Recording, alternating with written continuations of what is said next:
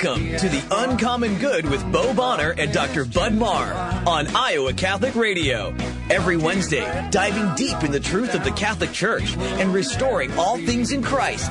The Uncommon Good, live from the Mercy Live Up studio. The Uncommon Good is on the air. I'm Bo Bonner. And I'm Bud Marr. We are coming to you live from Earth, United States.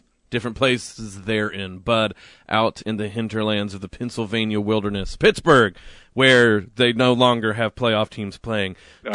Bo, from Des Moines, Mercy Live Up Studio. We don't even have playoff teams, Bud, so, you know. It's Shakespeare, right? It's better to have played and lost to an inferior team than never played at all.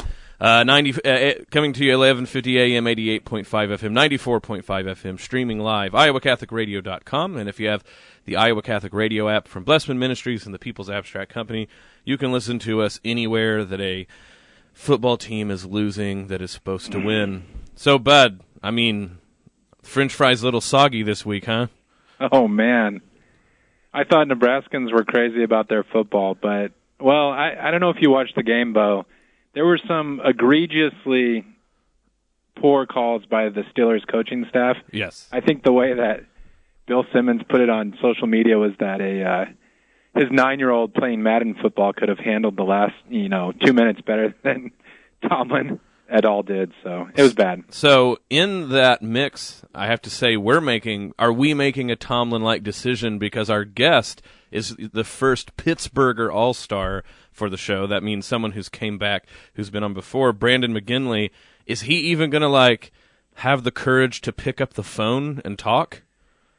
I think I would say Brandon, as far as I can tell, is feeling a bit down this week, but he's a little jaded about NFL football in general. I know he was one of the more vociferous critics of the call that hurt the Steelers against the Patriots. So maybe for him, there's a silver lining that he didn't even want to see the charade that would have gone down in Foxborough this weekend. So let's crown the Patriots now. Yeah. Just get it over with. Everyone can have February 2nd off. Right. Well, you know what? I think at the very least we can be there to be good Christian friends and assuage his soul and take his mind off of it. There you go. As always, brought to you by Cartridge World. Cartridge World, industry leader right here in Des Moines. If you need anything that involves printing, you know how much ink costs, and they're there to help folks in Windsor Heights. Plenty of ways to go and visit them. And like you said before, Bud, you always like to point out in unique ways in which people can use the inexpensive cartridges at Cartridge World to celebrate. So we can just print out New England Patriots 2018 champions, like with the old dot matrix printers. I'm imagining the tractor feed and everything like that. Yeah, this is the most administrative role that I've ever had work-wise, so I understand the role that the Cartridge Worlds play in the world. And then also Mercy College of Health Sciences, as always. We're really getting trucking with the semester. It's been lots of fun, but the fun continues, and the public can be involved coming up here soon. Thursday, February 8th, 6 p.m., we have our third Faith and Healing speaker, and it is none other than our bishop here in Des Moines. Bishop Pates is going to, I don't want to say send off his career because, there's all sorts of technicalities about these things, but he did say he's evidently coming off quite a few commitments with the USCCB and things like this, and so I think we really get his first sort of jump on his reflective tour about all that he's done. So he's going to talk about St. Francis's understanding of the church, but we're really, really, really leaning on him to tell us stories of him globetrotting and telling some of his stories about his life. So, February 8th on that Thursday. Yeah, I think that's cool.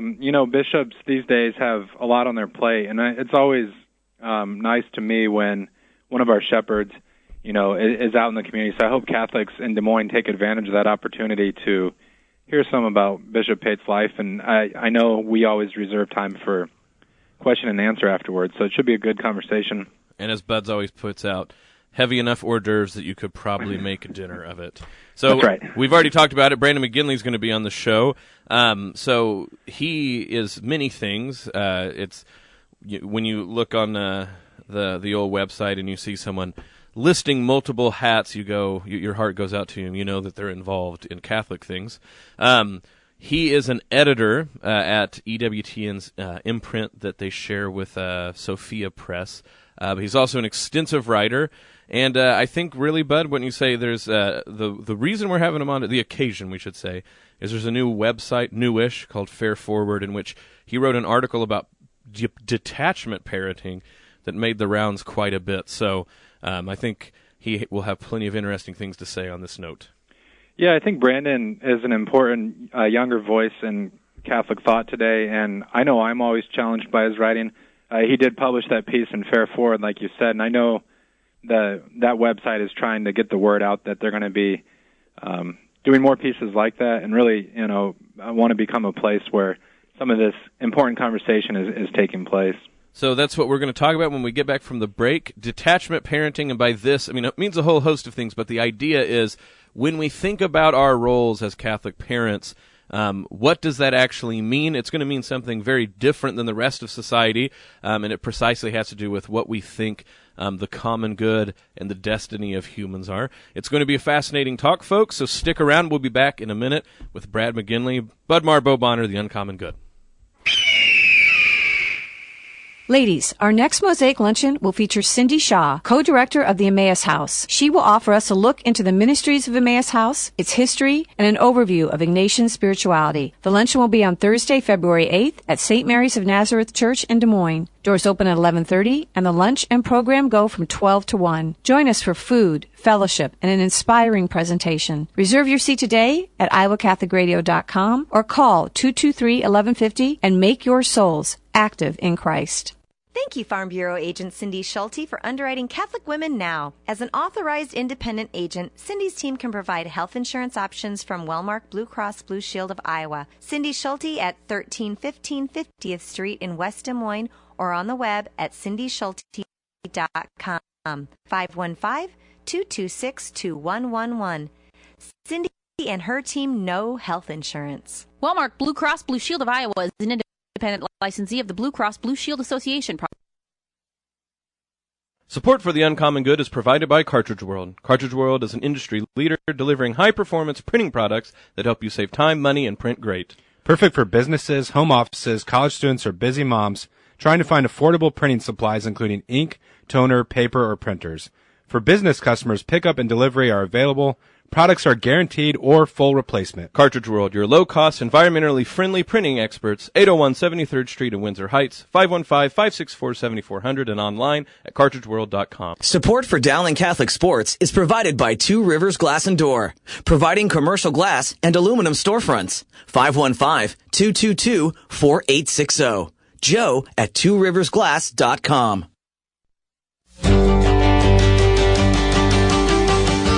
Back with The Uncommon Good, Bo Bonner, Dr. Bud Marr. We are going to go and speak with our newest All-Star in the show, our first Pittsburgher All-Star, Brandon McGinley. Brandon McGinley, a writer and editor, especially with editing with EWTN in Pittsburgh, Pennsylvania. His writing appears all over the place: National Review, Human Life Review, the Catholic Herald, Scottish Catholic Observer, and the Pittsburgh Post-Gazette, First Things, Public Discourse of the Week. Another word for this is Brandon makes friends and keeps them. And they ask him to talk about what he has on his mind. Specifically for today, Fair Forward, a newer website. Brandon wrote the article Detachment Parenting that people are talking about all over the place, and that's what we're going to talk about today. Brandon, welcome again to the show. Thank you so much for having me, Bill. Like I said, our condolences to how football went. We can understand how hard those things are. So thank you for just soldiering through and talking to us today. Yeah, well, now I can focus on my preferred sport anyway, hockey. Yeah, and Des Moines people understand hockey, not so much Okies here. I think it's fun, but good for you guys. So, Fair Forward, so the Detachment Parenting article, I was joking that you've written in a lot of different places, and I myself know that you kind of send out things into the world, and one that you like, no one will ever mention, and one that you cooked up in 5 minutes will be everyone's favorite. What were you thinking about? This one's really has been making the rounds. I've seen all sorts of different people talking about it. What do you think it is about this article that's sort of sparking people's interest? Yeah, it's a good question. I think that, well, I mean, I guess I'll just describe to you what I was trying to do, and my hope is that what I was trying to do is what people liked, which is I was trying to counter a particular narrative, and there's a narrative that essentially when you, especially as a man, when you have children, you become a father, your politics are supposed to shift towards a kind of embrace of stability, towards more conventional politics. You're supposed to no longer think about anything, politically speaking, that would kind of rock the boat, because now you have kids and you have a responsibility for family, and you're supposed to be thinking about trying to make sure everything is as stable as possible so that your kids will be able to thrive going forward. And this has not been my experience. My experience has actually been one where as fatherhood came along, I found myself more interested in less conventional politics, more interested in thinking, rather than trying to figure out how to keep what we're doing going as stably as possible, what would the really deeply, authentically Catholic politics look like? And it wouldn't look a lot like what we see right now. And so my view and my intent was to say, if we're that fatherhood, that thinking about the good of the family, the good of of your own family, can in fact cause you to think much more radically about politics, broadly speaking. And in my case, I argued from the speaking of the virtue of detachment. That's why it's called Detachment Parenting. And I don't want my children ever to think that attachment to the present order of things, that not getting too crosswise with the present order, is something that they should worry too much about.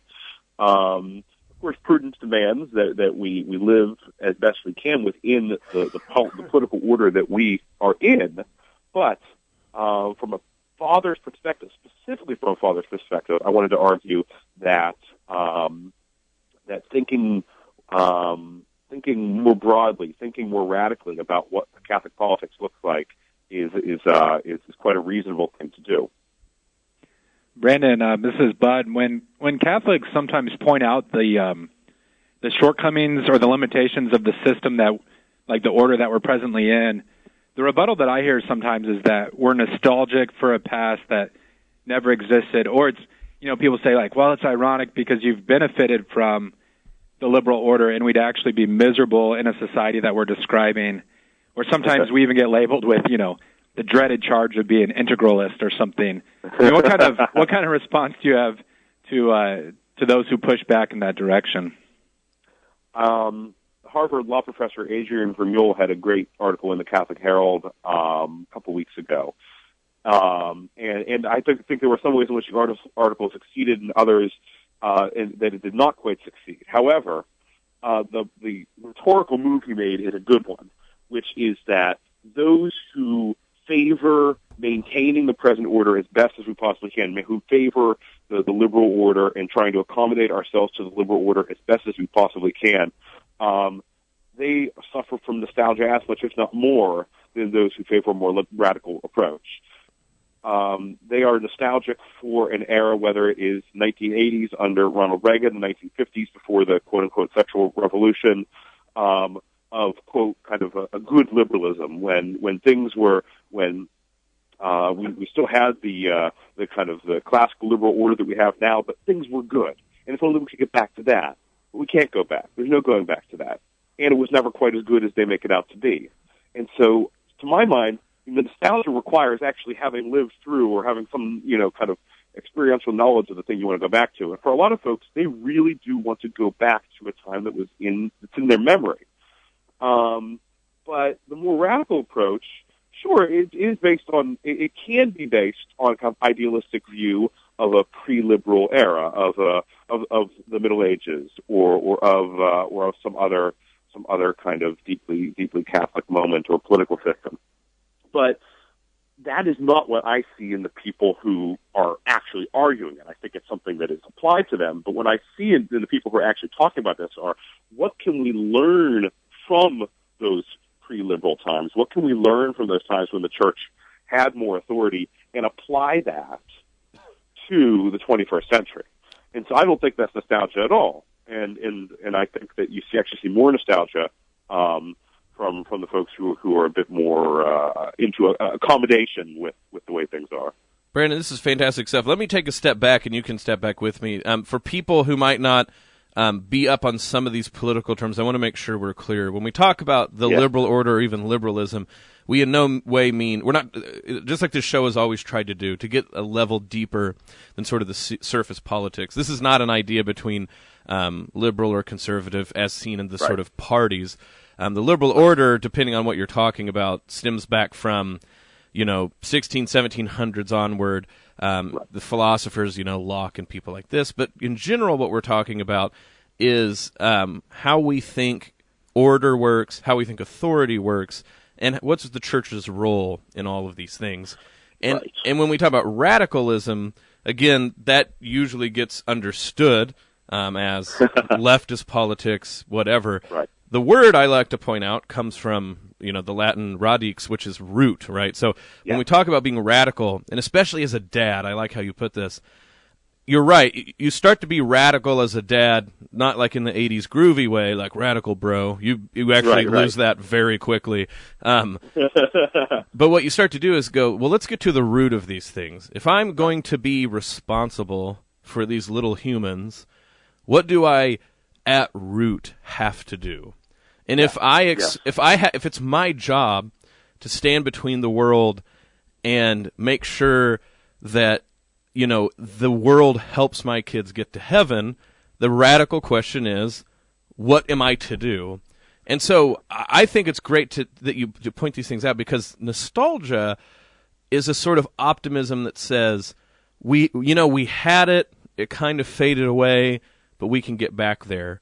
The radical answer is, there will always be the devil tempting us some way, and if we are not prepared to see him like a crouching lion going after our kids, man, we're already falling asleep at the job. And maybe we, maybe some of us who ask these questions can look back at an age, like you said, we didn't live, and color it with rose-petalled glasses. But the idea is to ask radical questions at root, and I think that's what sometimes puts people off. Yeah, absolutely. And I think, I've become used to speaking of liberalism in the classical sense rather than in the Democratic Party sense, and I'm glad that you made that clarification. And I think, I think when we think about that, when we think about kind of liberalism broadly speaking, the liberal order, it manifests itself in many different ways. And I think it's important to recognize that the way it has manifested itself in the United States has often, in many ways, been more sustainable and more friendly to the church than it has in other places. But that doesn't mean that it will always be that way. It doesn't mean that it's that way right now.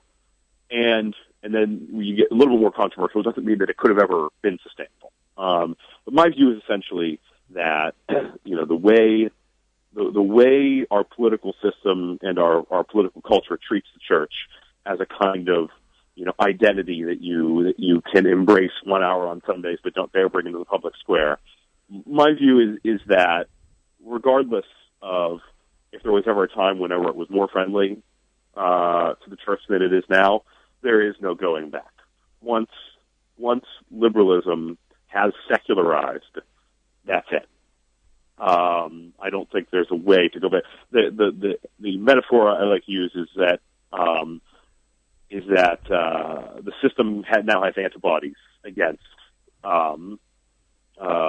re-Christianization, and so in some ways, whenever we talk about are we going to try to accommodate ourselves more to this order in order to try to make it more sustainable, or are we going to radically question it?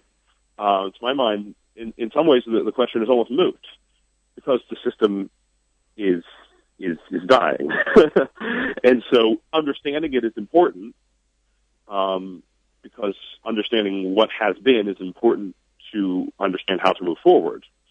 But I wouldn't get too hung up on trying to save a terminal patient at this point. You're listening to The Uncommon Good on Iowa Catholic Radio with Bo Bonner and Bud Marr. Our guest this morning is Brandon McGinley, who's recently published a piece in Fair Forward entitled Detachment Parenting.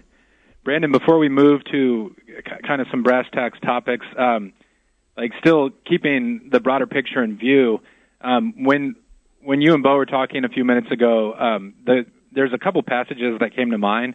One is like our Lord saying to his followers, I'm sending you out like sheep among wolves, therefore be shrewd as snakes and innocent as doves. There's also the parable where a servant gets chided for other servants collect debts that are owed to the master. One of the servants buries his treasure and then just presents that back to the master, and the idea is like, well, you sat on your talents. This is... I'm making an exegetical move here that might not be warranted, but I could see some Catholics like reading passages like that from Scripture and saying in response, like, sure, I know the politics that we have is corrupt, or that these two options that are presented to me on the ballot are imperfect, but this is what we have to work with. And I guess you were starting to get into that with your last answer, but do you see like this is a matter of prudence? And I could see someone saying like, well, this is the best we can do right now. How might you respond? Yeah. There are prudential options on the table when it comes to how to deal with things, and I think different people are called to different responses. Some people really are called to be in the arena fighting for religious freedom and so on and so forth in politics right now as it stands. And I think there's value in that, and I don't want to denigrate that at all. I did it a little bit. In parts of my career, and I wouldn't have done it if I thought it wasn't worthwhile. But at the same time, I don't think that the fact that is valuable does not mean that it's not valuable also to be thinking more radically. I think these two things can go hand in hand, although sometimes the discourse doesn't necessarily allow it, because the most, you see this in the pro-life movement, you see this in so many things. Sometimes the bitterest political arguments are those among people who broadly agree, because you think you feel like you have the same goal in mind, and when you disagree about tactics or when you disagree about strategy, it can seem like the other person is threatening the goal that you both hold in common. And so that can mean that internecine political arguments can be the most bitter. No way. No. Yeah. So we're going to see that. And there are going to be times when there's going to be no way around it, because sometimes the disagreements are so fundamental that, they have to be just hashed out, and sometimes in a, kind of bloody way. But I think that at the end of the day, at least I hope that, faith in goodwill will prevail, and these conversations will take on the tenor of people trying to work towards, if not the same end, work towards an end that we can agree, is sought in goodwill. Brandon, I love you bringing this up, and especially with the word detachment. Detachment gets, like all things, there's an excess and a deficiency in understanding most Catholic doctrines, and certainly we all know the people who, and this has happened multiple times, whether this has been, Constantine, with Christendom, with whatever, you see the sort of millenariist, the type of idea that like radically you have to give up everything and have no attachments, and this, right. This goes within Catholicism, but you look at the Shaker movement or whatever in Protestantism, where people will just do this to the 11th degree. But certainly the opposite thing is to clutch too tightly to the things of this world, which is what I think you're getting at. And in politics, it starts to make sense. Like if you've been holding this, politics in any age is a tool that can be used for the kingdom of God until it isn't being used for the kingdom of God. But if you've clutched that tool, white knuckle your entire life, and so all of a sudden you have a bunch of young whippersnappers saying it's time to let it go, I really empathize. I understand why that seems like the most terrible thing to do. All I have for people is my white trash past here, Brandon. Because what I point out is what I'm going to give the white trash an A+ money in Oklahoma is when you get money, you spend that money for detachment reasons. Why? Because the man can come and take it all away. So if you're talking about better brands of paganism that can be, blessed, I'm half tongue in cheek here, of course, but sure, I bring this up. Understand. I bring this up in my classes all the time. I'm like, you know what? The prodigal son goes home because eventually he runs out of money because he hasn't held too tightly to his riches, and he gets forgiven. The other brother is holding on to stuff, and it's not that we shouldn't use the things of the world for the sake of the kingdom, but are we willing to let them go when the time comes? And to me, that is a very hard lesson to learn. Yeah, absolutely. There are a few things that I've been thinking about as you've been talking. One of them, as you were alluding to there, is that detachment doesn't just... Detachment, I like to think of it as kind of a Catholic version of the Protestant virtue of thrift, but whereas thrift focuses primarily on saving money in order to... What I want to do when I think of attachment, and this is a little bit tangential to the article, but when I think of attachment and detachment, I think what detachment as a virtue allows us to do is kind of break the cycle of consumerism. Right. And I think that the kind of American Protestant virtue of thrift does not do that because it's not ordered towards breaking the cycle of consumerism. It's ordered to consuming later. Yeah, doing it better. Right, exactly. Yes, exactly. It's saying I'm going to save money now so I can spend money later. Yeah. And it's still ordered towards wealth. It's still ordered towards it's ordered towards attachment, I would argue. And so I actually think that sometimes spending money, as you said, can actually be a form of detachment because you're not hoarding that. I've been willing to write something about this, but an example, for my own life would be like, if you actually added up the amount of money we spend on ice cream in a particular summer, it would probably, Dave Ramsey's head would light on fire. Oh, Dave Ramsey is mad at the Bonner family, and he doesn't even know us. Yes. Right. But I want my kids to be able to have had the experience of walking down the street to get ice cream. And yes, it's more expensive to get it at the ice cream store than getting it at Aldi, but that's a fun experience, and I don't want to cling so tightly to the budget that the kids feel like that they aren't having this kind of very childlike experience. So, but that's kind of going a little bit far afield. So when it comes to attachment and detachment, when it comes to politics, then what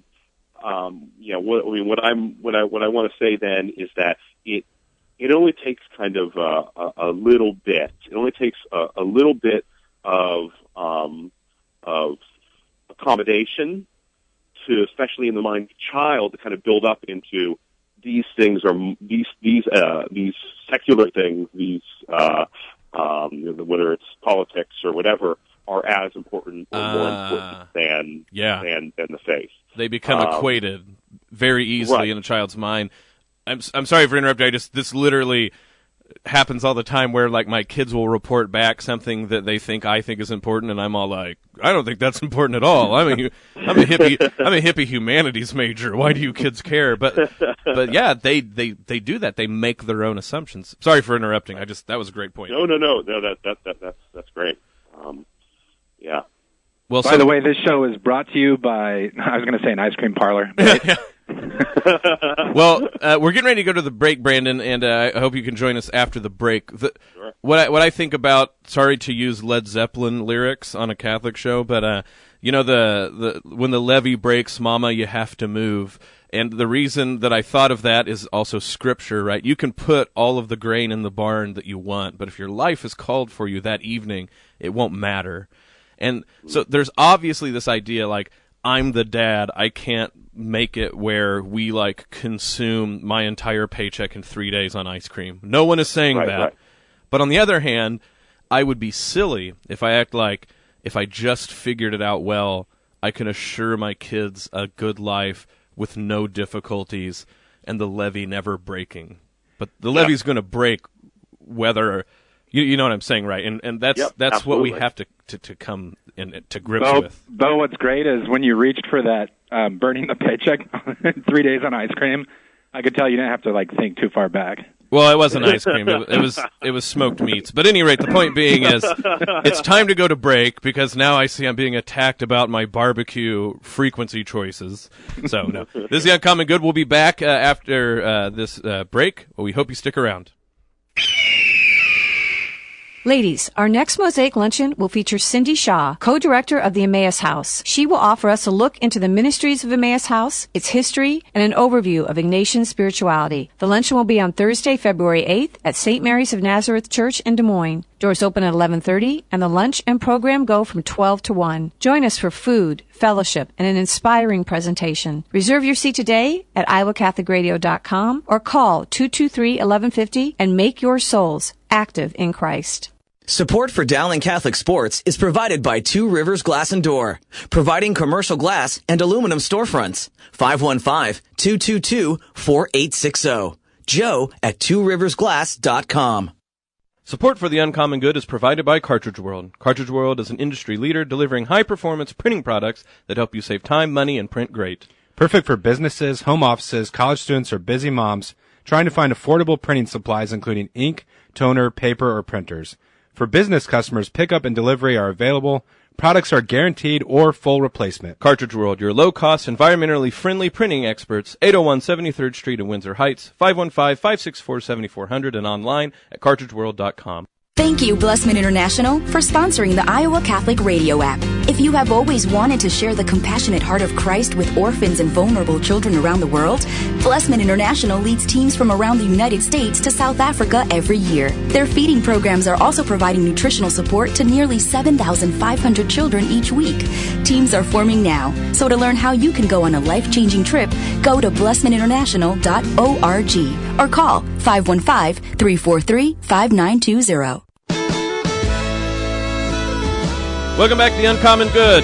Bo Bonner, Dr. Bud Marr. We are speaking with our Pittsburgh All-Star guest, Brandon McGinley, particularly about a new article he has out at Fair Forward, Detachment Parenting. Brandon, thanks for coming back on the show.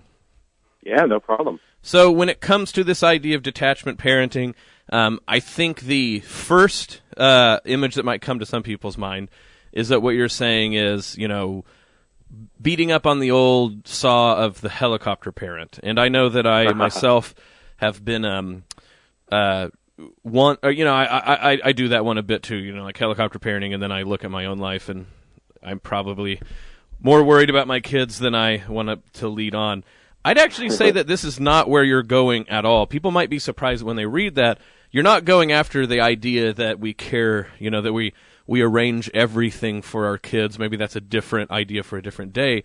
What is the as Bud said, the brass tacks way that you're imagining people to take the message of your article and do something practical about how they parent? Sure. Yeah. So the title of the article was more wordplay than anything. However, there is a connection. And one of the big things that I want to emphasize when it comes to practicality, this wasn't what I set out to do in the article, but there's so much to be said about how does parenting actually work in this world while we are kind of in but not of it. But one of the things that we've been really blessed with in our situation is having made other Catholic friends who are in similar stage of life. Many of whom now live very close to us, live in our neighborhood, and so I think that this has been really good for us, both in the sense of detachment from kind of from the political order, in that we are able to kind of build a little community of our own, but also detachment more broadly speaking, in that we are able to practice things like hospitality on a regular basis, and things like when we go to the store, it's expected that certainly if you have a free moment to reach out to everybody else in the neighborhood and say, does anybody need anything? And there's no expectation of being paid back unless it's like something huge, unless you're I need a car, Brandon, by the way. Right, exactly. Yeah.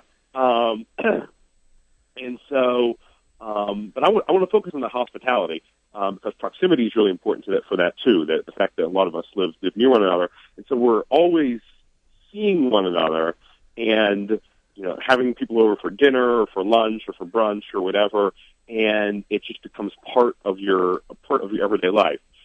First of all, this has to do with the kind of helicopter parenting thing, because if God willing you're blessed with a reasonably large family, it's simply impossible to helicopter parent. But when you have people around who you trust and who are kind of part of your community, then it makes it a lot easier. You always know you have support. You have other people who are doing similar things, who are trying similar things, who are experimenting in different ways in their parenting style, and you can see that develop through time. And you can have people over, and you have more eyes on children, and sometimes fewer eyes on children because there are some older kids who can kind of help out, and everything just kind of works in an organic way. Rather than this kind of, you said, white knuckle, you're talking about political system, there's also kind of like white knuckle parenting where you're just like constantly stressed out about everything, and oh my goodness, I need to keep an eye on everything. And that's simply impossible once you get beyond, 2 or 3 kids. And, but it's easier and more natural, I think, whenever you have other people around who can help out with that. But it also then serves detachment in the sense of detachment from worldliness, in that this kind of constant give and take is very foreign to a culture that is always thinking in terms of quid pro quos, always thinking in terms of what am I going to get in return, always exchanges and contracts and making sure that I get my due. But in a true friendship, and certainly when you build that out to several families, that's impossible. You can't possibly keep track. You can't possibly keep a ledger of all of the giving and receiving, and to do so would be antisocial. Yeah, I'm just imagining a big whiteboard with what? Right, exactly. We owe the we owe the Millers this, and they owe us that. It just doesn't make sense. And like I said, even if you could do it, it would be gravely antisocial to the way the whole thing is supposed to work. And so I think that that kind of getting accustomed to giving without the expectation of return, just by the nature of the kind of friend group, is something that is really that certainly I guess for myself has helped me to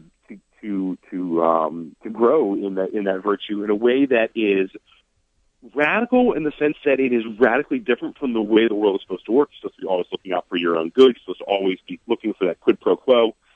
But once you get used to it, it's actually super easy and can be done without radically challenging the system.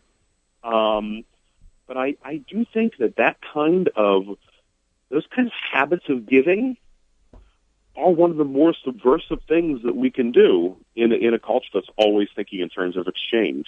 This is The Uncommon Good with Bo Bonner and Dr. Bud Marr. We're speaking with Brandon McGinley, and I am going to have to owe Bud here because I'm jumping in order to ask another question. And other people are going to owe me because I'm going to hit a hobby horse of mine. You know how in tweeting, if you talk about something but don't name it or mention the person, it's subtweeting. So I'm going to subtweet a bigger conversation. Sure. Let's say there's a group of people who think that what we need to do is go into strategic retreat, Brandon.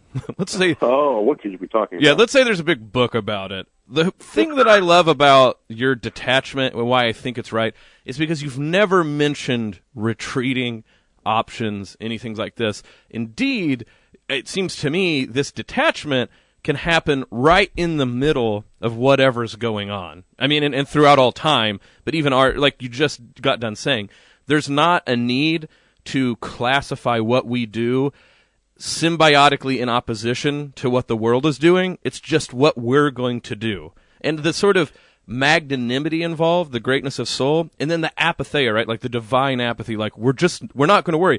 It's the honey badger church, right? It doesn't matter what's going on. We're going to do this, come what may. Right. And I think that's what is, until today, I mean, I've had more colorful ways that I can't say on radio that I've tried to approach this with people. But detachment seems like the good word that you can use to anyone, that we just don't have to care about some of these things that we thought we always did. Don't worry about it. Just go try to figure out how to live together. Don't worry about buying your next house because it's in the right neighborhood or it's the right house. Try to figure out how to be around each other. And so I think for me, like you said, the Catholic moment now has quite a few rather bloody fights going on where people are close but not the same, and this is clearly one. I think that I'm going to at least appropriate, if not steal, your idea here, because I think that's exactly what people need to hear. Saint Benedict was detached from the world. He didn't retreat from it. Right. Yes. I think that's a very good distinction. We don't need a brand name for what Amen. For what living in liberalism is supposed to look like. In fact, it's a deeply liberal thing to try to brand it. But yeah, this is something that I want to write about, and I may even do it very soon. I'm not sure, but one of the distinctions that we've been working through as friends is: are we building a capital C community, or are we just being friends? And my cast of mind, my disposition is to think in grand terms. So I'm always thinking in terms of capital C community. But for most of my friends, and this is something that's challenged me and that I've been thinking a lot about, is we're just being friends. Right. But just being friends the best way we can, which is including building something that may look to the outside world like a capital C community, because there's so little of that in the world around us. But we don't need to be creating PowerPoints to share with others about what our big model is for life. We're just living. And I think that's a really important distinction. And I think that when we're thinking about creating the kind of communities that can endure within the current kind of current order of things, friendship has to be the baseline. There may be situations in which the community can foster friendship, which community comes first and then friendship comes later. And it may be that it comes to a point where that becomes something we really have to learn how to do. But until that moment, when at all possible, friendship must be the basis for community, because true friendship is where trust is given and thus trust is increased. And it's never perfect. Never perfect. Got to go into it with eyes wide open. But I think that's where the rubber meets the road, and not, strictly speaking, capital C community. Brandon, Bo, and I both have a great admiration for Russell Hittinger, the natural law philosopher, and he makes this point that the church has this great tradition of Catholic social teaching. One of the real difficulties for the church today is that in previous eras, sometimes the enemy was so clear. Like if you're facing communism or something, Right. In our day, he said what the church is working through is how to identify the soft despotism of the state, like these more subtle and insidious ways that it encroaches upon our lives. And I think about that. So Bo and I taught at Mercy College, and it's a health sciences institution. It's connected to a medical center. So we saw firsthand the way that the state says, pinch a little incense here or whatnot. But sometimes when it comes to our lives on a day-to-day basis, it is easy to kind of lull yourself to sleep. So I was wondering if you had any thoughts about the ways the existing order encroaches on the authority of the church and Christ at a very local level, even in the way that Catholics, live out their family life. Yeah. I would add that it's, the state and the market work together in this regard. that when we talk about the liberal order, it's not just the federal government. It's also the federal government and the the marketplace that claims to enhance freedom, and sometimes in some respects does. I don't want to gainsay that too much, but at the same time is restricting freedom for people who are less visible. But that being said, I think that the way we live, the way kind of our politics and our economy are set up, teaches a particular lesson about what the good life is, and it is one in which actualization, autonomy, is the greatest good. I think that and this is going to be a bit abstract, probably a bit more abstract than what you were hoping for, but this tends to be the way I think about things. I think that both when it comes to the way the state kind of interferes in civil society and the way the market interferes in civil society, that disintegration, the separation of what should be whole, is one of the leading kind of markers of what liberalism does, of what the liberal order does. And we think of that very often in terms of separating families. We think of people as radical individuals rather than as family units, but it also separates families from the wider community. At the same time that we think too much often about individuals, I think we think too often about the nuclear family against the community rather than the nuclear family as part of community. Right. Well, building each other up. Yeah. So that's sorry. It just, and then even more abstractly, I think that we then are told that we are to think about faith as something separate from our participation in the public square, and so we are supposed to live out our faith by going to Mass once for 1 hour on Sundays, but then we're supposed to separate that out, disintegrate parts of our own personality. We have a religious self, and then we have a secular self. So I think that kind of disintegration, both of persons and then within persons, is one of the things that really marks our culture. So, Brandon, what immediately that makes me think of is, in order to do that, you have to tell a lie about yourself. This lie is that you choose who you are, and that everything about marketing, people, and it's just like you said, it's not just marketing. This goes all over economy, education, how we think of politics, things like this. There keeps being this idea that like you choose who you are and you choose your identity, and this is you being self-made. But if you actually look at the sociology of all of this, it really falls into very nearly deterministic lines about how people do these things.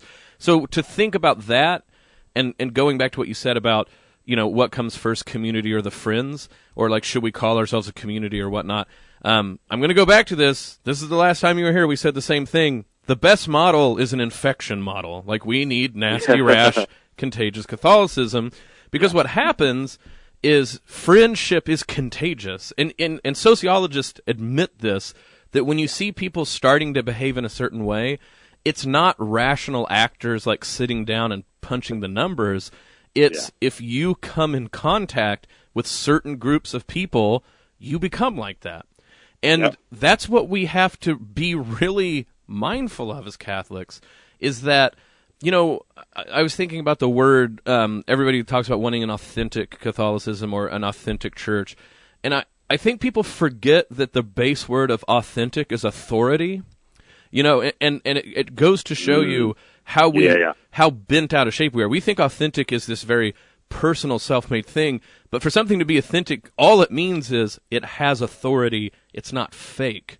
And that authenticity means that there's an authority that we all bow to, our Master Jesus Christ, and that when we start acting like that, if people brush up against us, sometimes that's all it takes to really transform things. Absolutely. And if we bring things full circle, I would then bring it back to how one of the things that's really valuable in thinking about detachment is that the virtues that I think are most appealing in any given circumstance are those that are most denied by the world around us. And I think that, or I would maybe put it a little bit differently and say that the virtues that are most appealing are those which are the opposite of the vices that are most apparent. And I think attachment is a vice that is we wouldn't always put it this way, but I think it's something that absolutely defines the way the world around us works. And so that detachment doesn't have to be like radical desert fathers, eating locusts, going out into, becoming hermits. It doesn't have to be that. Just those little things, those little acts, those little subversive acts that say we are living differently. And I think those are deeply appealing, and I think that those, as you said, those are not only appealing, but those can be infectious. Well, Brandon, it's been great. Every time we start hitting the 10:50 mark, as a radio host, you have to go, should I ask another question? And we know that the guest has been good. If at 11:50 we're like, we better not because we'll talk for 20 more minutes. So instead of opening up a question that can take a long time, though, I really want to give you the chance. Where are some places that people can interact with your work? And then maybe if you have practical places they can go if they want to learn more about either some of these terms we're throwing out or, practical ideas about how to change the way they live. Yeah. I mean, I excuse me. You can find me on Twitter at Brandon McGee, BrandonMcG, and you can find my work on my website, BrandonMcGinley.com. Especially, I do a monthly thing. I do a monthly letter from Catholic America for the Scottish Catholic Observer.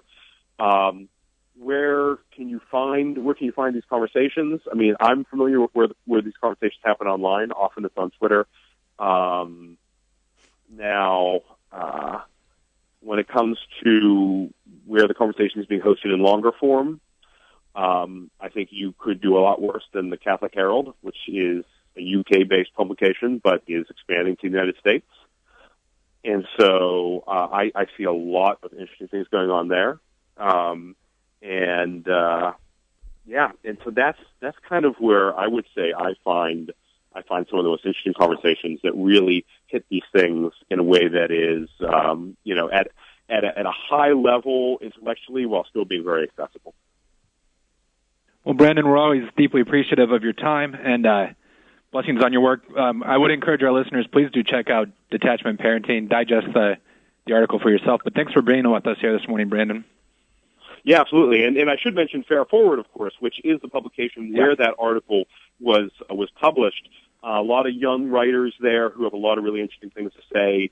Jose Mena's article is long, but absolutely worth your time if you want to understand what we're talking about when we say liberalism. So you can find that online, fairforward.com. It's FAREFWD.com.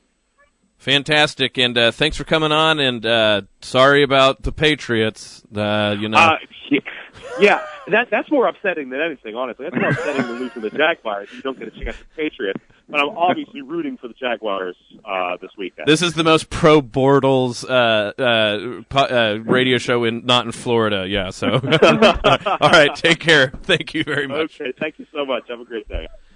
Well, Bud, I think we gave people quite a bit to chew on. I always hope that when on the radio that we give it in the size of morsel that does not choke them as they're driving down the road listening to our show.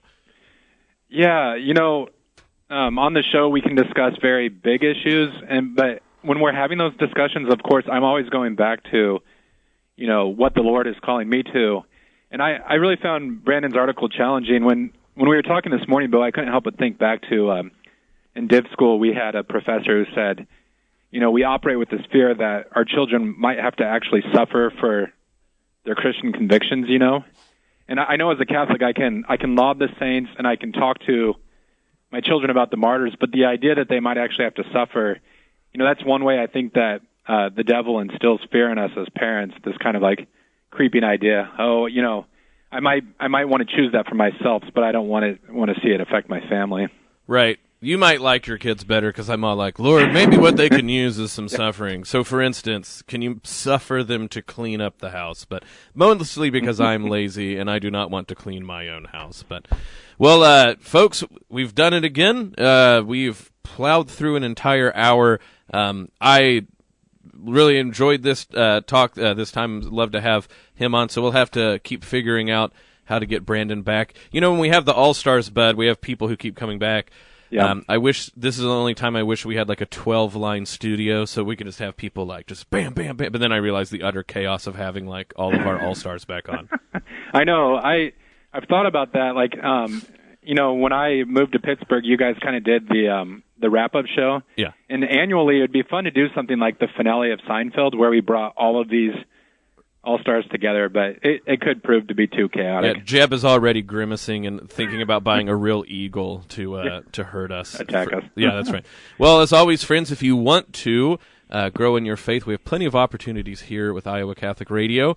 You can listen at 5 a.m. each day to Bible in a Year. Bud, what else can they interact with the radio station? I want to get this right. The Rosary is right before our show, right, at 9:30? Yes. And so there's constant opportunities for prayer. I know we do the Divine Mercy Chaplet at 3 p.m. on Fridays, I believe. So please use Iowa Catholic Radio as a way to grow deeper in your faith. And as always, Bud and I are just the pretty voices, the birds in a cage singing right. the mockingbird songs. But that does not mean that we are by any means the sum total of the ministry. Not only do we have the wonderful board work of Jeb and Tony, all the people in the office, you yourselves are part of this ministry as well. And if you feel called to join our ministry by donating, please always remember us. We are a nonprofit, and if you send in money to keep in this ministry, remember that radio can even penetrate prison walls, and all sorts of people can hear this. And so if you do, and if you've been giving, we want to thank you. So this has been The Uncommon Good. So for Bud and myself, may Jesus Christ, the Prince of Peace, reign in our hearts, in our family, in our cities, our state, the nation, the entire world, the entire universe. This is The Uncommon Good. Folks, we will see you next week. God bless. The Uncommon Good with Bo Bonner and Dr. Bud Marr is heard Wednesdays at 10 a.m. and 10 p.m. on Iowa Catholic Radio and on the official Iowa Catholic Radio app.